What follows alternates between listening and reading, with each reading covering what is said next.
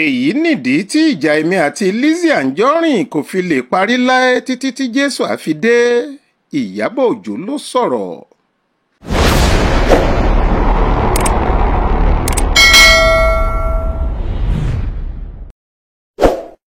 ìlúmọ̀ọ́ká òṣèrébìnrin tọ́rọ̀ dá ṣáká lẹ́nu rẹ̀ ní Ìyábọ̀ Òjó ti sọ pé bí ọ̀tá ayé òun ọ̀run ògbẹ́bọ kan bá wà tóun àti ẹ̀jọ́ máa ná tán bí owó títí tí Jésù máa fi padà dé, ọ̀tá ọ̀hún kò pé méjì. Lizzy Anjorin òṣèrébìnrin onítìátà ẹlẹgbẹ́ rẹ̀ ni. Ó ní ìjà òun àti obìnrin arẹwà tó tún ń ṣe okòwò aṣọ títà nì kò tíì parí, kò sì lè parí láéláé, àti pé ilé ẹjọ́ làwọn jọ máa fi ọdún 2025 yìí pààrà.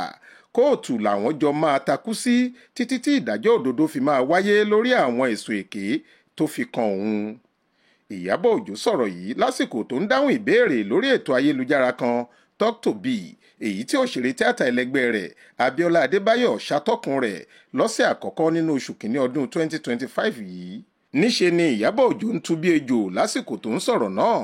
Ó sì hàn gbangba pé ọ̀rọ̀ ìjà òun àti Lizzy yìí múmú láyà rẹ̀ nígbà tó ní òṣèrébìnrin onítìátà ẹlẹgbẹ́ mi kan tiẹ̀ fẹ̀sùn kàn mí pé ọwọ́ mi ò mọ́ lórí ikú Mohbad.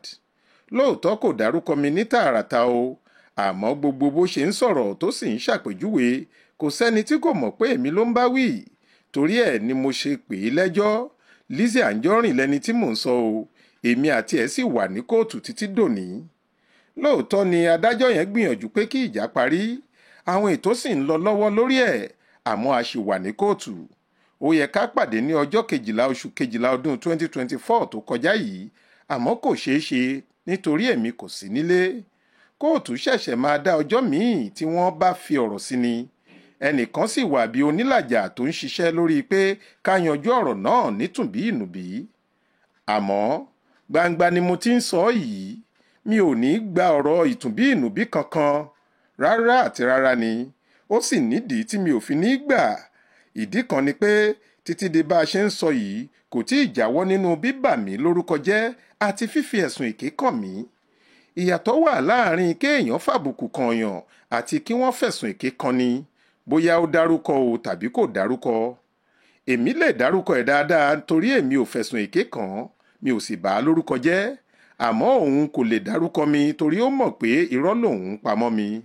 Torí bẹ́ẹ̀ téèyàn bá ń bà mí lórúkọ jẹ́ tó ń fẹ̀sùn ohun tí mi ò ṣe kàn mí, orúkọ tí mo ti ń ṣìkẹ́bọ̀ láti ọ̀pọ̀ ọdún sẹ́yìn, mi ò lè fọwọ́ lẹ́rán lórí irú nǹkan bẹ́ẹ̀.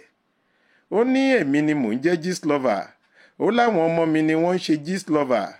Wọ́n bi í léèrè pé ṣé èmi ló ń pè ní ṣẹ̀pẹ̀tẹ́rì. Ó ní èmi kọ́, ẹnìkan ni. Wọ́n tún ní mò ń fẹ́ Naira Marley, òṣèré tèmi àti ẹ̀ kò jọ dúró sọ̀rọ̀ níbikíbi rí. Torí ẹ̀ ìjà èmi àti Lizzy àjàkú akátá ni o, kò lè parí títí tí Jésù máa fi dé. Mi ò ṣeré, mi ò sì ṣàwàdà rárá. Ọdún 2025 tá a wà yìí, àtúnjọ máa kò sí jálẹ̀ ni títí tí gbogbo ẹ̀sùn èké tó fi ń kàn mí fi máa fojú hàn nílé ẹjọ́. Mi ò ní jáwọ́ o. Tẹ́ ò bá gbàgbé, ọjọ́ ti pẹ́ tí aáwọ̀ gbígbóná jọjọ́ ti ń lọ láàrin àwọn òṣèré aláfẹ́ méjèèjì. Ojoojúmọ́ ni wọ́n ń bú ara wọn lábùúṣídìí, tí wọ́n sì ń sọ̀kò ọ̀rọ̀ sí ara wọn, tí wọ́n sì ń fi èpè kàbìtì ṣọwọ́ sí ara wọn lórí ẹ̀rọ ayélujára.